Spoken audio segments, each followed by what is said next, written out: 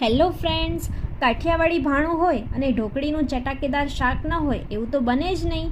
આજે આપણે બનાવીએ કાઠિયાવાડની શાન એવું ઢોકળીનું શાક. આ શાકનો અસલી સ્વાદ છુપાયેલો છે એની ઢોકળીના ટેક્સચરમાં. ઢોકળી બનાવવા માટે 1 કપ ચણાનો લોટ લઈએ, એમાં બેઝિક મસાલા જેમાં થોડીક હળદર, લાલ મરચું અને મીઠું એડ કરી મસાલાને લોટ સાથે મિક્સ કરી લઈએ અને પછી 1 કપ જેટલી છાશ લઈએ અને લોટમાં થોડી થોડી એડ કરતા જઈએ અને મિક્સ કરતા જઈએ અને ધ્યાન રાખીએ કે લંપ ના રહે. 1 કપ આપણે પાણી એડ કરી અને સારી રીતે મિક્સ કરી લઈએ. હવે એક પેનમાં 1 ચમચી જેટલું તેલ લઈ તેલ ગરમ થાય એટલે આપણે આ બેટરને એડ કરીએ અને ફ્લેમ અહીં મીડિયમ રાખીશું અને સતત એને હલાવવાનું છે. થોડી જ વારમાં બેટર ગરમ થશે એટલે જામવાનું શરૂ થશે. પૂરો વિડીયો યુટ્યુબ પર આપેલો છે. મિશ્રણ છે પેનને થોડું થોડું છોડે છે, જેમ નીચે પડે છે ત્યાં શેપ પકડે છે. આ પરફેક્ટ કન્સિસ્ટન્સી છે. હવે આપણે એને ડીશમાં પાથરી લેશું અને 10 થી 15 મિનિટ પછી આ ઢોકળી છે એ પ્રોપર સેટ થઈ જશે અને આ રીતે આપણે એને નાના પીસ કરી લઈએ.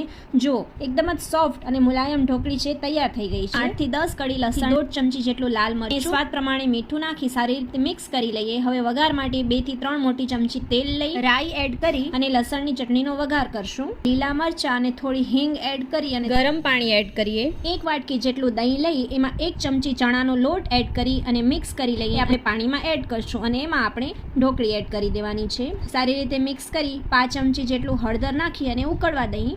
5-6 મિનિટથી વધારે આ શાકને ઉકાળવાની જરૂર નથી અને તરત જ બનીને તૈયાર થઈ જાય છે.